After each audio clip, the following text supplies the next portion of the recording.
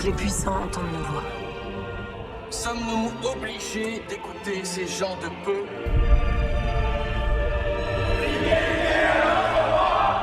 Sans lui, nous serions abandonnés à la fureur du peuple. Français, reprenez vos droits. Sentez vos forces. Olá pessoal, hoje falaremos sobre a Revolução Francesa, considerada por alguns historiadores como a maior revolução da história. Mas o que aconteceu na França no final do século XVIII que foi tão importante para o mundo, em especial nas ideias que nós temos em relação à igualdade, luta social, fraternidade e outras conquistas? Vamos lá. Para começar, a França, até o século XVIII, o final do século XVIII, vivia o chamado Antigo Regime. Era um país enorme, com a maior população registrada do mundo da época, em mais ou menos 25 milhões de pessoas. Mas dessas 25 milhões de pessoas, 80% viviam no meio rural e eram camponeses, em geral vivendo em situações bem precárias, com fome e dificuldade de colheita, além de ter que pagar impostos altíssimos para a realeza. Enquanto o povo vivia no mundo rural e com uma pobreza enorme, a monarquia vivia o seu luxo como nunca antes. A França vivia a monarquia absolutista, um sistema político em que o rei tem um poder absoluto sobre seus súditos, controla a justiça, controla o exército, faz as guerras que quer e ostenta todo o luxo. Na época, a monarquia era marcada por festas caras, banquetes, guerras muitas vezes vistas sem sentido, violência política e prisão de opositores. Essa imagem nos mostra muito bem a pintura em que nós vemos como a realeza francesa e a nobreza viviam no luxo, enquanto o povo muitas vezes passava fome e era obrigado a sustentar todos os luxos dos grandes castelos reais franceses. Pois bem, vejam como era a sociedade francesa do chamado Antigo Regime. O primeiro estado, o clero da Igreja Católica, riquíssimo, era responsável por 1% da população. E bom, eles tinham privilégio e a igreja não pagava nenhum tipo de imposto. O segundo estado, a nobreza, que incluía inclusive os parentes reais e aqueles considerados de sangue nobre, representavam 2% da população. Vejam que esses 3% do primeiro estado, que é a igreja, do clero, e o segundo estado, que é a nobreza, formam 3% da população. Vocês devem perguntar, cadê os outros 97%? Pois bem, estavam aqui. O povo, a maior parte da população, equivalia aos camponeses, a burguesia, que eram os comerciantes, e até os sans-culottes, que eram comerciantes da cidade que viviam numa situação muito difícil.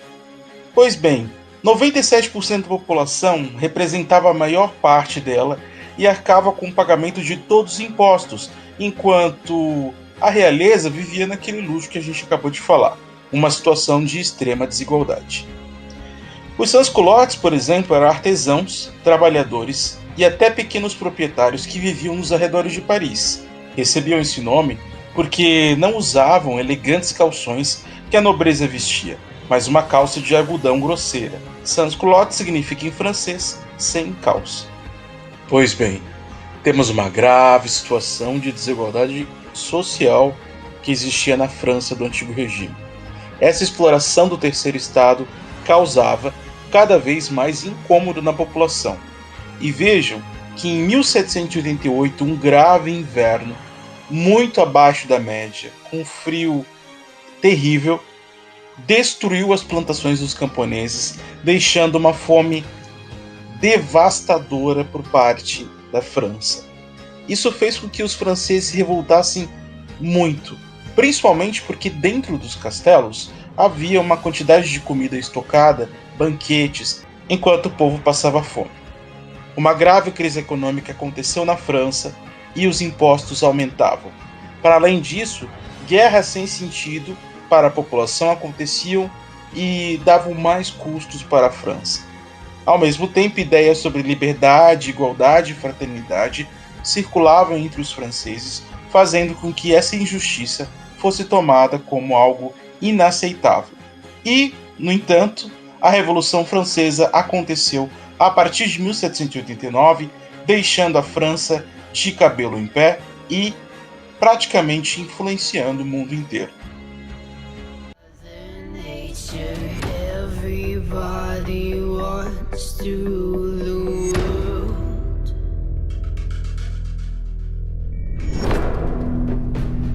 Help me to decide.